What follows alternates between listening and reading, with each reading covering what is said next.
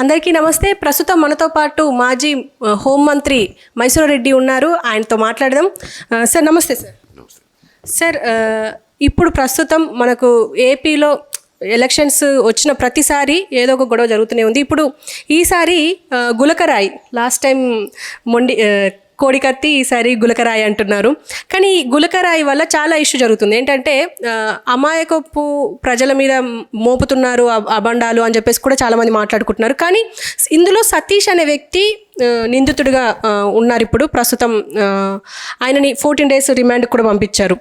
So ఆయన దుర్గారావు దగ్గర సుపారీ తీసుకొని, అంటే దుర్గారావు అనే వ్యక్తి టీడీపీ మనిషి, అందుకే ఆయన దగ్గర సుపారీ తీసుకొని ఇప్పుడు ఈ దాడికి ప్రయత్నించారు. అలాగే ఇది హత్య ప్రయత్నంగా గుర్తిస్తున్నామని కూడా అంటున్నారు. మీరేమంటారు? ఇప్పుడు ఇటువంటి సంఘటనలన్నీ జరుగుతుంటాయి సర్వసామాన్యంగా. నాయకులు ఇటువంటి జనం కూడిన చోట ప్రచారం జరిగేటప్పుడు రకరకాల వ్యక్తులు వచ్చింటారు. అన్ని పార్టీలకు సంబంధించిన వాళ్ళు ఉంటారు, ప్రభుత్వ విధానాలను వ్యతిరేకించే వాళ్ళు ఉంటారు, కొందరు నాయకుల మీద వ్యతిరేకత ఉంటుంది, స్థానిక సమస్యల మీద పట్టించుకోలేదనేది వ్యతిరేకులు, ఇట్లా రకరకాల వ్యక్తులు ఉంటారు. అందులోనూ ఇప్పుడు సామాన్య జనం ఎవరు సమావేశాలకు రావటం లేదు. కాస్తో కూస్తో డబ్బు ఇచ్చే తెచ్చుకుంటున్నారు. అంటే ఈ వచ్చిన వ్యక్తులకు కూడా డబ్బు ఇచ్చే తెచ్చుకున్నారనేది నేను పత్రికల్లో వార్తల్లో చూశాను. 200 ఇచ్చి జెండా పట్టుకోవాలా అని తొడకపోయి మా పిల్లల్ని అందరినీ అరెస్ట్ చేసినారు, ఇదేం అన్యాయం అని ధర్నా చేసినారనేది కూడా నేను వార్తల్లో చూశాను. కానీ తుదకు సతీష్ అనే వ్యక్తిని రాయి విసిరినాడని గుర్తించినామని పోలీసులు చెప్తున్నారు. ఈ సతీష్ దుర్గ దగ్గర డబ్బులు సుపారీ తీసుకొని వేసినారని. కానీ పోలీసులు అరెస్ట్ చేసిన తర్వాత ఏమైనా చేస్తారు, వాళ్ళు చెప్పే సాక్ష్యానికి కానీ దానికి కానీ విలువ ఉండదు. ఎందుకంటే రాయి విసిరింది ముఖ్యమంత్రి గారి పైన. ముఖ్యమంత్రి గారు అంటే కనుక ముఖ్యమంత్రి గారి దగ్గరే లా అండ్ ఆర్డర్ ఉంటుంది. ఇప్పుడు ప్రస్తుతం హోంమంత్రుల దగ్గర ఎవరి దగ్గర కూడా లా అండ్ ఆర్డర్ ఉండదు. లా అండ్ ఆర్డర్ అంటే మొత్తం పోలీస్ వ్యవస్థకంతా అధినేత ముఖ్యమంత్రి గారే అవుతారు. అయినప్పుడు ఆయన మీద రాయి విసిరినప్పుడు ఆ పోలీసులే దర్యాప్తు చేస్తున్నారు. అంటే ఆ దర్యాప్తుకు నేను ఎంత పారదర్శకత ఉంటుంది అనే దానికి అది ఉదాహరణగా చెప్తున్నాను. ఏదో రాజకీయ పార్టీకి అనుకూలంగా ఉండాలనే ఏదో కార్యక్రమం చేసి ఆ పిల్లోని ఏదో బెదిరించో నయాన్నో భయాన్నో ఏదో బెదిరించి ఏదో ఒకటి చెప్పించుకొని దుర్గారావు అని వాడు ఇచ్చినాడు, వాడు తెలుగుదేశం, వాడు వానికని ఏదో కథ అల్లేదానికి, కుట్ర కేసు పనేదానికి. ఇప్పుడు ఎవరినైనా హత్యా ప్రయత్నం చేయాలని అంటే గులకరాలతో ఎవరు హత్య చేయలేరు, చేత కారణం కూడా కాదు. అవి ఏదో రైఫిల్ వాడినారో కత్తులు కటాలు వాడినారో అని అంటే ఏదో హత్యా ప్రయత్నం అనేది ఉండొచ్చు. కానీ చెప్పులు విసరము, కోడిగుడ్లు విసరము, చిన్న గులకరాలు విసరము ఇవన్నీ సహజంగా జరిగేటి. దానివల్ల హత్యా ప్రయత్నం జరుగుతుంది. అది నిజంగా హత్య అనే దానికి మాత్రం అది ఎవరు విషయ పరిజ్ఞానం ఉన్నోళ్ళు ఎవరు అది హాస్యాస్పదంగా ఉంటుంది. కేవలం రాజకీయంగా ఉపయోగించుకోవాలా. ఎవరో ఒక చిల్లర వ్యక్తి రాయి విసిరినాడో లేదో వేరే విషయం. దాన్ని రాజకీయ ప్రయోజనాలకు ఉపయోగించుకోవాలనేది ఇక్కడ విదితం అవుతుంది. దానివల్ల ఇప్పుడు ప్రజలు ఎవరు నమ్మే పరిస్థితి లేదు. సార్ ఇప్పుడు ప్రస్తుతం ఉన్న రాజకీయాల్లో ఖచ్చితంగా అంటే వాళ్ళు ఏ సభలు జరిపినా అందులో డబ్బులు ఇచ్చి తీసుకొస్తున్నారు అని చెప్పేసి అందరికీ తెలిసిన విషయమే. మీరు రాజకీయాలు చేస్తున్న టైంలో అసలు ఎలా ఉండేది? అసలు అంటే ఇలా డబ్బులు ఇచ్చి పిలిపించే వాళ్ళ, లేకపోతే స్వతహాగా వచ్చేవాళ్ళ? చంద్రబాబు నాయుడు వచ్చారు, ఈయన వచ్చారు, ఆయన వచ్చారు అని చెప్పేసి. అంటే మేము కూడా రాజకీయంగా అవి పార్టీలు ఆర్గనైజ్ చేస్తుంటారు, పార్టీల కార్యకర్తలు ఉంటారు, వాళ్ళు గ్రామంలో వాళ్ళ కింద వ్యక్తులు ఉంటారు. వాళ్ళందరూ ఏదో మనుషులను తీసుకొచ్చేవాళ్ళు, కానీ డబ్బులు ఇచ్చే సాంప్రదాయం అయితే లేదు. అప్పుడు మేము రాయలసీమ ఉద్యమం చేశాము. ఈ ఉద్యమం చేశాం కాబట్టి మొదట కొంచెం జనం రావాలంటే కదలిక లేదు. కానీ తర్వాత ఉండంగా ఉండంగా మన సమస్య కదా, మన కోసం వచ్చినారు కదా అని ప్రజల నుంచే స్పందన వచ్చి వాళ్ళే వచ్చేవాళ్ళు జనం. నంద్యాలలో పాదయాత్ర 4 బృందాలుగా ఏర్పాటు చేసి నంద్యాలకు 4 బృందాలు ఒకటే రోజు చేరుకొని అక్కడ సమావేశం ఏర్పాటు చేసింది. బ్రహ్మాండమైన జనం వచ్చారు. ఆ జనానికి ఎవరికి కానీ ఒక ₹10 ఖర్చు పెట్టింది కానీ స్వతహా వాళ్ళ కొద్దీ వాళ్ళు వాహనాలు వేసుకొని ఎవరి కొద్దీ వాళ్ళు వచ్చినారు, మహాసభలో పాల్గొన్నారు, వాళ్ళ కొద్దీ వెళ్ళినారు. ఇటువంటి ఎప్పుడు చూసేవాళ్ళం కాదు. ఇప్పుడే ప్రస్తుతమే ఇది డబ్బుల వ్యవహారం అనేది వచ్చింది, ఇప్పుడు ప్రస్తుతం ఉంది. సార్ ఇప్పుడు షర్మిల ఆల్రెడీ ఎలక్షన్స్లో దూసుకెళ్తున్నారు, అంటే క్యాంపెయినింగ్లో. కానీ ఏంటంటే క్యాంపెయినింగ్ ఆమె మాట్లాడితే వివేక హత్య, మా బాబాయ్ హత్య అని చెప్పేసి దీని గురించి ఎవరు మాట్లాడరు అని చెప్పేసి దీన్ని విచారించాలి అని చెప్పేసి చాలా మాట్లాడతారు.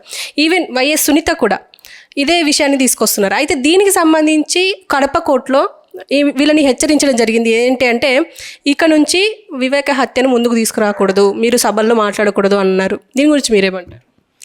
ఇప్పుడు అక్కడ గత మున్సిపల్ చైర్మన్ నాకున్న సమాచారం మేరకు సతీష్ బాబు అని ఆయన లోకల్ కోర్టులో వేశారని, స్థానిక కోర్టులో వేస్తే ఈ హత్య విషయాన్ని ఎన్నికల్లో ప్రస్తావించవద్దు అని చెప్పి షర్మిలకు కానీ సునీతకు కానీ ఇతరులకు కానీ దీన్ని మాత్రం రాజకీయాలకు ఉపయోగించకూడదు అని చెప్పినారు. కానీ బహుశా అటువంటి ఉత్తర్వులు వచ్చేదానికి కోర్టుకు అధికారం ఉందో లేదో అది న్యాయవాదులు కానీ న్యాయకోదులు కానీ విశ్లేషణ చేయాల్సిన విషయం.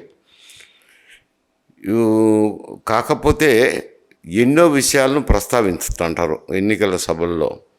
మీరు పలానీయే ప్రస్తావించాలా, పలానీయే ప్రస్తావించకూడదు అని చెప్పడానికి అవకాశం లేదు. రెండోది, కాకపోతే ఇది కేసు ఇన్వెస్టిగేషన్లో ఉంది. కేసు ఇన్వెస్టిగేషన్లో ఉన్నప్పుడు ఆ ఇన్వెస్టిగేషన్కు సంబంధించిన విషయాలను మాత్రం మీరు మాట్లాడకూడదని చెప్పేదానికి ఒకవేళ కోర్టుకు ఉండొచ్చునేమో, కానీ పూర్తిగా ప్రస్తావించకూడదు అని చెప్పడం మాత్రం అది ఐ హ్యాండెడ్ డెసిషనే. అది లోయర్ కోర్టులో ఇచ్చినారు కాబట్టి మరి అప్పీల్ చేసుకుంటారో లేక వదిలేసుకుంటారో తెలియదు. కానీ అటువంటి డైరెక్షన్ ఇవ్వడం అది లోయర్ కోర్టుకు సమంజసంగా కనపడదు. అండ్ ఈవెన్ లాస్ట్ 2019 ఎలక్షన్స్లో జగన్ కూడా ఇదే మాట, మా బాబాయిని చంపేశారు అని చెప్పేసి అదే సెంటిమెంట్తో ముందుకెళ్ళి గెలవడం కూడా జరిగింది. ఇప్పుడు అది ఎందుకు అబ్జెక్షన్ అవుతుందంటారు? ఈవెన్ జగన్ కూడా దీనిపైన ఎక్కువ మాట్లాడరు. అప్పుడు పరిస్థితుల్లో మా తెలుగుదేశం అధికారంలో ఉన్నది. ఇన్వెస్టిగేషన్ మీరు సరిగా చేయరు, సిబిఐ ఇన్వెస్టిగేషన్ కావాలని కోర్టులో కూడా ఇంప్లీడ్ అయినారు అప్పీల్స్లో. మళ్ళీ తర్వాత ముఖ్యమంత్రి అయిన తర్వాత సహజంగా తీసేసుకుంటారులేండి. ఎందుకంటే ముఖ్యమంత్రి అనే వ్యక్తి కోర్టులో పిటిషన్ వేయకూడదు, చేసుకున్నారు. మరి సిబిఐకి అడిగి ఉండాల్సింది. సిబిఐ వచ్చిన తర్వాత ఆయన ఏం మాట్లాడలేదు. కానీ ఇప్పుడైతే మౌనం దాల్చినారు. దాంట్లో పెద్ద అతను రియాక్ట్ అవుతున్నది లేదు, కానీ మౌనం దాల్చినారు. షర్మిల సునీత గారు మాత్రం సిబిఐ కేసు తొందరగా తెమల్చి ఛార్జ్షీట్ వేయాలని, ఎందుకు డిలే అవుతుంది అని చెప్పి ప్రశ్నిస్తా జనాన్ని కూడా మీరు స్పందించాలా, ఇట్లా హత్య జరిగింది, అన్యాయం జరిగింది, ఈ అన్యాయాన్ని మీరు ప్రశ్నించాలా అని చెప్పి ప్రజలకు కూడా అప్పీల్ చేస్తున్నారు. జరుగుతున్న విషయం అది. దాని మీద ప్రభుత్వంలో ఉన్నారు కాబట్టి అతను మాట్లాడేదానికి ఉండదు. కానీ మౌనంగా ఉండాలని వాళ్ళ బంధువులే మాట్లాడుతున్నారు. ఒకరైతే ఇద్దరు చెల్లెళ్ళు అవుతారు, ఒకరు చిన్న ఆయన కూతురు అవుతారు, ఒకరు సొంత చెల్లెళ్ళు అవుతుంది. వాళ్ళే మాట్లాడుతున్నారు. ఆ ప్రశ్నలకు ఆయనే జవాబు చెప్పుకోవాల్సిన అవసరం ఉంది అంతే. అండ్ ఇప్పుడు షర్మిల కడప నుంచి పోటీ చేస్తున్నారు. కడప నుంచి ఎక్కువగా వీళ్ళ ఫ్యామిలీనే గెలవాలి అనే ఒక ఉంటుంది. సో ఈవిడ ఇప్పుడు గెలిచే అవకాశాలు ఉన్నాయంటారా? అంటే వైఎస్ఆర్సీపీ తరఫున అవినాష్ రెడ్డి గారు ఎంపీకి నిలబడుతున్నారు. ప్రస్తుతానికి వాళ్ళు ప్రకటించిన అభ్యర్థి. ఏమో ఈ 2-3 రోజుల్లో మార్చుకుంటారో నాకైతే తెలియదు. కానీ ప్రస్తుతానికైతే అవినాష్ రెడ్డి గారు వైఎస్ఆర్సీపీ తరఫున ఎంపీకి నిలబడుతున్నారు. షర్మిల గారు కాంగ్రెస్ పార్టీ తరఫున నిలబడుతున్నారు. అలాగే కూటమి తరఫున బీజేపీ అభ్యర్థిని కూడా ప్రకటించినారు, తెలుగుదేశం పార్టీ అభ్యర్థిని కూడా ప్రకటించినారు. పోటీ విషయంగా చూసి ఎవరు గెలుస్తారు అని అంటే ఎందుకు అని అంటే మిగతా నియోజకవర్గాల్లో పోటీ తీవ్రంగానే ఉంటుంది. మిగతా 6 నియోజకవర్గాల్లో ఎమ్మెల్యే అభ్యర్థులు ఉంటారు. కూటమి తరపున ఉండే అభ్యర్థి ఉంటారు, వైఎస్ఆర్సీపీ తరపున అభ్యర్థి ఉంటారు. కూటమి తరపున అభ్యర్థులు మామూలుగా తెలుగుదేశం అభ్యర్థికి చెప్పాల్సింది ఉంటుంది. కాంగ్రెస్ పార్టీ కూడా ప్రతి చోట అభ్యర్థులను పెడుతున్నారు. అయితే ఈ కాంగ్రెస్ పార్టీ విధాన లోపమానాల్లో వారికి అప్పుడు పరిస్థితులు అనుకూలించలేదో, పరిస్థితుల ప్రభావం వల్లనో మరి ఏ విధంగానో 2 మాసాల కిందటనే షర్మిలా గారిని పిసిసి అధ్యక్షులుగా నియమించినారు. అందులోనూ రాష్ట్ర విభజన అయిపోయిన తర్వాత కాంగ్రెస్ పార్టీ విభజించిందని ఆంధ్రప్రదేశ్ ప్రధానికంలో ఒక ద్వేషభావం వచ్చి ఆ పార్టీ కిలపడిపోయింది. నామరూపాలు లేకుండా పోయిన దశలో ఆమెను పిసిసి అధ్యక్షులుగా నియమించినారు. కొంచెం తిరుగుతుంది, వాళ్ళను నాయకులను చైతన్యవంతం చేయడము, కొంచెం ఉత్సాహపరచడం అయితే జరిగింది. 2 మాసాల్లో పార్టీని పునర్నిర్మాణం చేయాలంటే ఎవరికైనా ఇబ్బందికర పరిస్థితి, ఆమె అయినా కానీ ఇంకా ఎంత పెద్ద నాయకుడైనా కానీ. కాకపోతే ఇప్పుడు ఏ స్థాయికి తీసుకొచ్చిందంటే శాసనసభకు అభ్యర్థులు నిలబెట్టుకునే స్థాయికి, పార్లమెంటుకు అభ్యర్థులు నిలబెట్టుకునే స్థాయికి తీసుకొచ్చింది. వాళ్ళు గెలుస్తారా ఓడుతారా అనేది వేరు సమస్య. ఎందుకంటే పార్టీ పునర్నిర్మాణం జరగాల్సింది. ఇవన్నీ 2 మాసాల్లో జరిగే పని కాదు. కొంత టైం ఉంటే ఏం చేసిండో వేరే విషయం అది. ఇప్పుడు అత్యంత స్వల్ప సమయంలో చేయాలంటే కొంచెం అపీల్ టాస్క్ కాబట్టి కంటెస్ట్ అయితే చేస్తారు. చేసినప్పుడు నష్టం కొంచెం వైఎస్ఆర్సీపీకే ఉండొచ్చు. ఎందుకు అని అంటే వైఎస్ఆర్సీపీకి ఉన్న ఓట్ బ్యాంకు గతంలో కాంగ్రెస్ ఓట్ బ్యాంకు ఎక్కువగా ఎస్సీలు వైఎస్ఆర్సీపీకి వేస్తారు. ఎస్సీలు ఎస్టీలు వాళ్ళు గతంలో అయితే కాంగ్రెస్ పార్టీకి ఓట్ బ్యాంక్గా ఉన్నారు. అలాగే మైనారిటీస్ కూడా గతంలో కాంగ్రెస్ పార్టీ ఓట్ బ్యాంకు. మొన్న ఎలక్షన్లో అయితే మైనారిటీస్ అంతా వైఎస్ఆర్సీపీకే చేశారు, తెలుగుదేశం పార్టీకి చేయలేదు. ఇప్పుడు ఈ ఎన్నికల్లో మరి బీజేపీ పొత్తు పెట్టుకున్నారు. పొత్తు పెట్టుకున్నప్పుడు మైనారిటీస్ ఓట్ల రియాక్షన్ ఎట్టుంటుంది అని 2 వాదనలు వినిపిస్తున్నాయి జనంలో నుంచి. అయితే మాట్లాడినప్పుడు అనుకోండి, సర్వేలు గిరివేలు నేను బేస్ చేసుకొని కాదు చెప్తుండేది.